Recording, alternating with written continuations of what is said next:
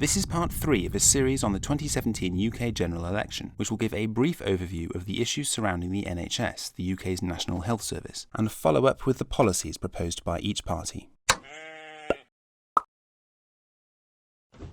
Central issues here are NHS funding and NHS staffing levels. The NHS is halfway through its most austere decade in history, with spending on public health predicted to fall to 7.6% of GDP by 2020. In 2014, an NHS report warned of a £30 billion budget shortfall, which might be filled with £8 billion in additional funding and £22 billion in what it calls efficiency savings. And the Barker report recommended raising the total expenditure on public and private health from 9.6 to 11% of GDP. In response, the government pledged to spend £8 billion over and above inflation by 2020, in conjunction with the efficiency savings recommended by the report. But various analyses have since found that, in real terms, the government is only spending £4.5 billion by 2020, £3 billion of which is being funded through cuts to the Department of Health outside of the NHS. Additionally, the government has only found £6.5 billion in efficiency savings according to the British Medical Association, with no credible plans to find more. By 2020, the government is therefore projected to miss its target, with up to two-thirds of the funding gap remaining. And in order to continue delivering the current range of services and existing standards of care, the incoming government is likely to need at least £19 billion in additional funding for the NHS. As for staffing levels, according to the OECD, the UK has an estimated 2.79 doctors per 1,000 people, which is below the EU average of 3.5 and far below countries like Germany at 4.1. Breaking down the UK, Wales does the worst at 2.46 and Scotland is above the UK average at 3.05.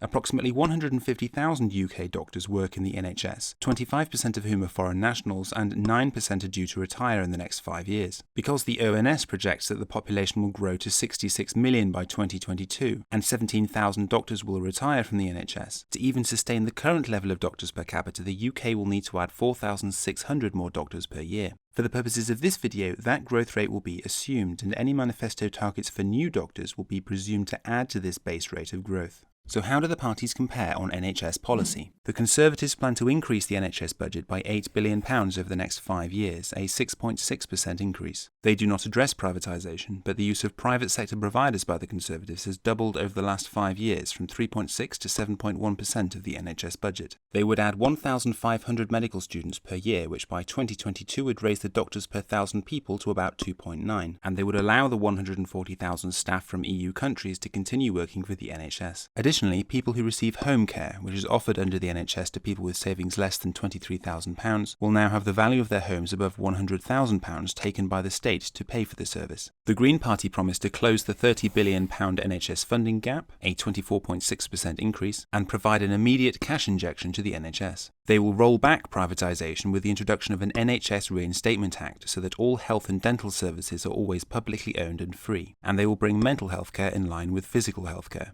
Labour will commit to £30 billion in extra funding over the next 5 years, a 24.6% increase, by increasing income tax for the highest 5% of earners. They will reverse privatisation and return health services to public control, legislate to ensure safe staffing levels in the NHS, reintroduce bursaries and funding for health-related degrees, scrap the NHS pay cap, and guarantee the rights of EU staff to work in the NHS. They will also lay the foundations of a national care service and put an extra £8 billion into social care over the next 5 years. The Liberal Democrats would ring-fence £30 billion in extra funding over the next 5 years by adding 1p onto each rate of income tax. They would produce a national workforce strategy to ensure safe staffing levels, end public sector pay freezes, reinstate student nurse bursaries, and guarantee the rights of healthcare workers who are EU nationals. They would also use an undisclosed amount of money from the 1p income tax rise for mental health. Plaid Cymru will push for Wales's share of the £350 million per week promised by the Leave campaign, which is probably meant to highlight the Leave campaign's broken promise rather than as a serious policy proposal, as it would amount to about £4.5 billion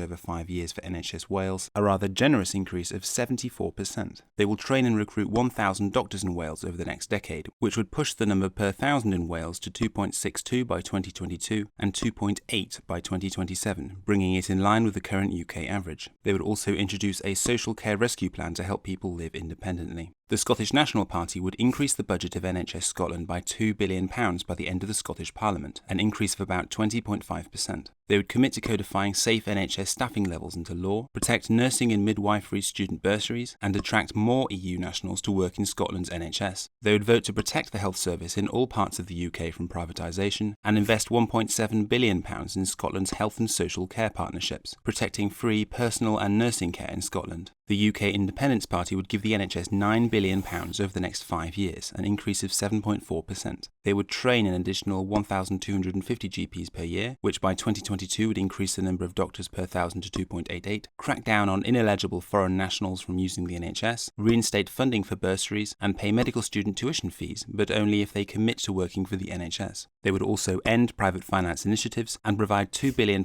more for social care, taken from cuts to the foreign aid budget.